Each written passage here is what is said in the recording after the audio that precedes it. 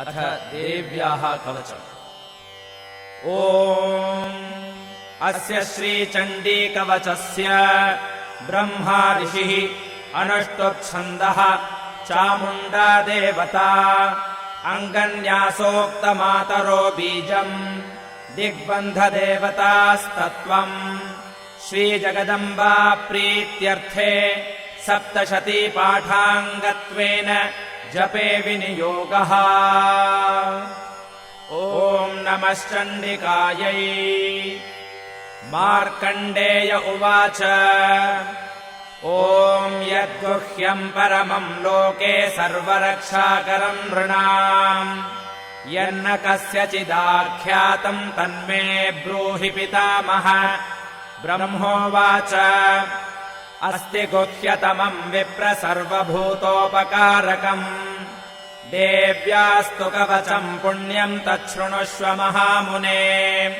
प्रथमम् शैलपुत्री च, द्वितीयम् ब्रह्मचारिणी, तृतीयम् चन्द्रघण्टेति कूष्माण्डेति चतुर्थकम्, पञ्चमम् स्कन्दमातेति, षष्ठम् कात्यायनीति च, सप्तमम् कालरात्रीति महागौरीति चाष्टमम्, नवमम् सिद्धिदात्री च नवदुर्गाः प्रकीर्तिताः। उक्तान्येतानि नामानि ब्रह्मणैव महात्मना, अग्निना दह्यमानस्तु शत्रुमध्ये गतोरणे। विषमे दुर्गमे चैव भयार्ताः शरणम् गताः, न तेषाम् जायते किञ्चिदशुभम् ऋणसङ्कटे। नापदम् तस्य पश्यामि शोकदुःखभयम् न हि, यैस्तु भक्त्या स्मृता नूनम् तेषाम् वृद्धिः प्रजायते। ये त्वाम् स्मरन्ति देवेशि रक्षसे तान्न संशयः।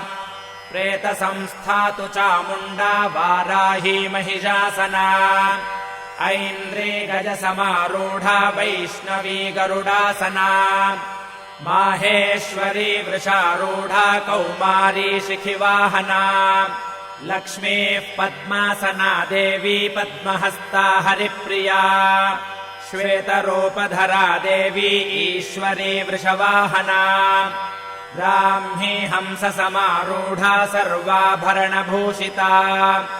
इत्येता मातरः सर्वाः सर्वयोगसमन्विताः, नानाभरणशोभाढ्या नानारत्नोपशोभिताः।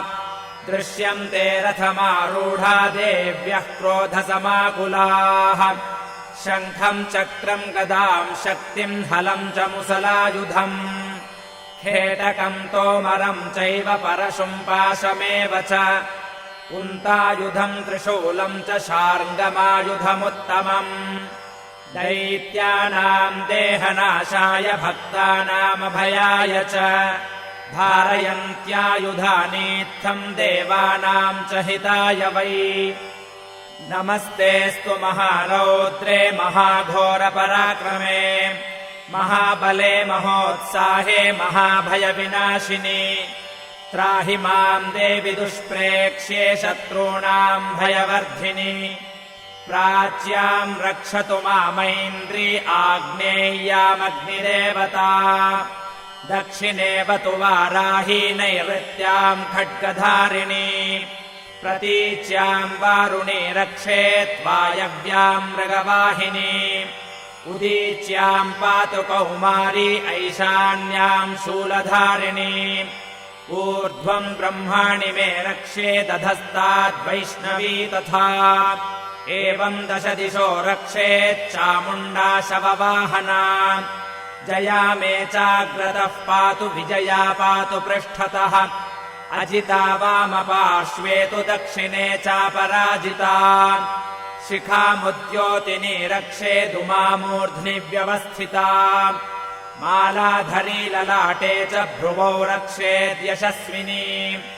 त्रिनेत्रा च भ्रुवोर्मध्ये यमघण्टा च नासिके, शङ्खिनी चक्षुषोर्मध्ये श्रोत्रयोर्द्वारवासिनी।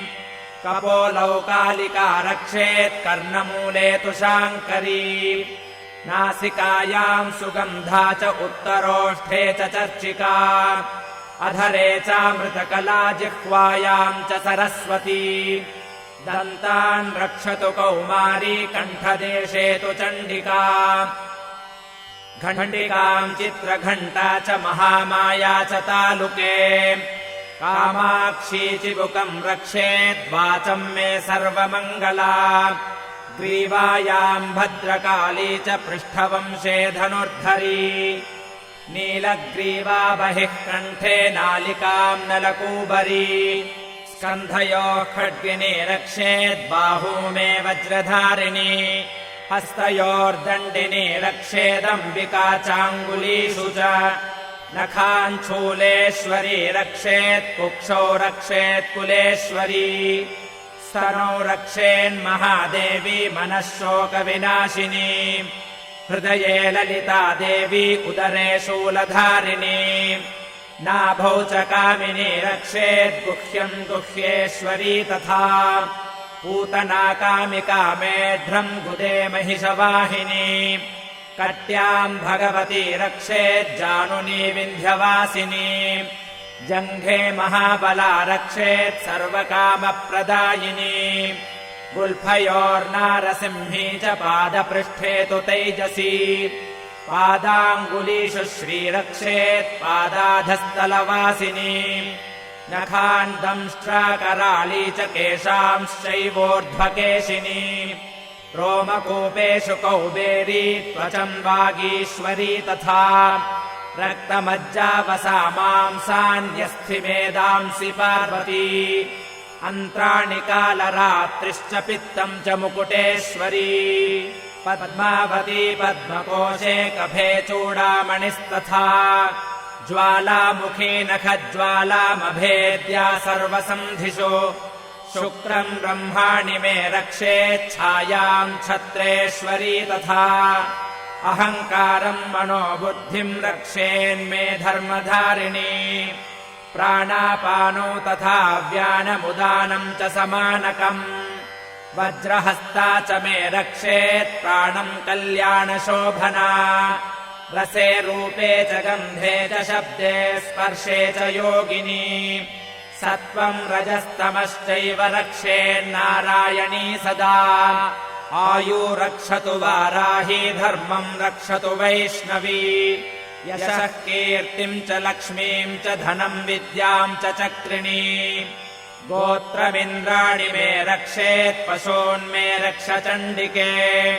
पुत्रान् रक्षेन्महालक्ष्मीर्भार्याम् रक्षतु भैरवी पन्थानम् सुपथा रक्षेन्मार्गम् क्षेमकरी तथा राजद्वारे महालक्ष्मीर्विजया सर्वतः स्थिता रक्षाहीनम् तु यत्स्थानम् वर्जितम् कवचेन तु तत्सर्वम् रक्ष मे देवि जयन्ती पापनाशिनी पदमेकम् न गच्छेत्तु यदीच्छेच्छुभमात्मनः कवचेनावृतो नित्यम् यत्र यत्रैव गच्छति तत्र तत्रार्थलाभश्च विजयः सार्वकामिकः यम् यम् चिन्तयते कामम् तम् तम् प्राप्नोति निश्चितम् परमैश्वर्यमतुलम् प्राप्स्यते भूतले पुमान् निर्भयो जायते मर्त्यः सङ्ग्रामेष्वपराजितः त्रैलोक्ये तु भवेत् पूज्यः कवचेनावृतः पुमान् इदम् तु देव्याः कवचम् देवानामपि दुर्लभम् यः पठेत् प्रयतो नित्यम् त्रिसन्ध्यम् श्रद्धयान्वितः दैवी कला भवेत् तस्य त्रैलोक्येष्वपराजितः जीवेद्वर्षशतम् साग्रमपमृत्युविवर्जितः नश्यन्ति व्याधयः सर्वे लूता विस्फोटकादयः स्थावरम् जङ्गमम् चैव कृत्रिमम् चापि यद्विषम् अभिचाराणि सर्वाणि मन्त्रयन्त्राणि भूतले भूचराः खेचराश्चैव जलजाश्चोपदेशिकाः सहजा कुलजा माला डाकिनी शाकिनी तथा अन्तरिक्षचरा घोरा डाकिन्यश्च महाबलाः ग्रहभूतपिशाचाश्च यक्षगन्धर्वराक्षसाः ब्रह्मराक्षसवेतालाः कूष्माण्डाभैरवादयः नश्यन्ति दर्शनात् तस्य कवचे हृदि संस्थिते मानोन्नतिर्भवेद्राज्ञस्तेजो वृद्धिकरम् परम् यशसा वर्धते सोऽपि कीर्तिमण्डितभूतले जपेत् सप्तशतीम् चण्डीम् कृत्वा तु कवचम् पुरा यावद्भूमण्डलम् धत्ते सशैलवनकाननम् तावत्तिष्ठति मेदिन्याम् सन्ततिः पुत्रपौत्रिकी देहान्ते परमम् स्थानम् यत्सुरैरपि दुर्लभम् प्राप्नोति पुरुषो नित्यम् महामाया प्रसादतः लभते परमम् रूपम् शिवेन सह मोदते ॐ इति देव्याः कवचम् सम्पूर्णम्।